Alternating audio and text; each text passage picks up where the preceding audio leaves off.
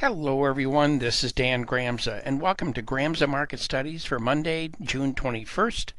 I hope you had a great weekend, and let's talk about how the market finished up last week, and that is on Friday. What we saw is the market finishing with a whimper. It wasn't really a strong move at all, but however, we didn't see the market backing off tremendously either. So the weekly chart looks positive. It looks like we're finding buyers at these levels. The key for today's action is going to be what is coming to us. In other words, what happens in the Asia session, what happens in the European session will set the tone for the US session.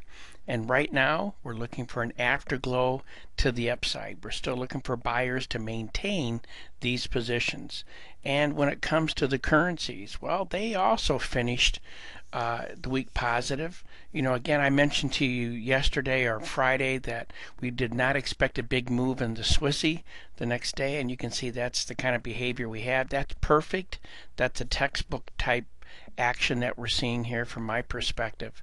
But we are looking for buyers to follow through here. British pounds is the one that we need to be careful of. As I mentioned in the interest rates, I think we're still looking for a sideways type market, and that's really the behavior we're seeing. We're also seeing some dominant benchmark candles in there as well, and they're having their influence. When it comes to the metals, I was looking for follow through on the buy side for these, and when it comes to the gold and silver, that's what we're seeing. Copper may have gotten low enough to slow down a little bit, but today will set the tone for the week in that market. And in the energy, well, crude oil looks like it wants to go back up. I have a hard time imagining this maintaining a position here to the upside, but that's what it looks like it wants to do. So we're looking for an update today, if indeed these buyers are still here.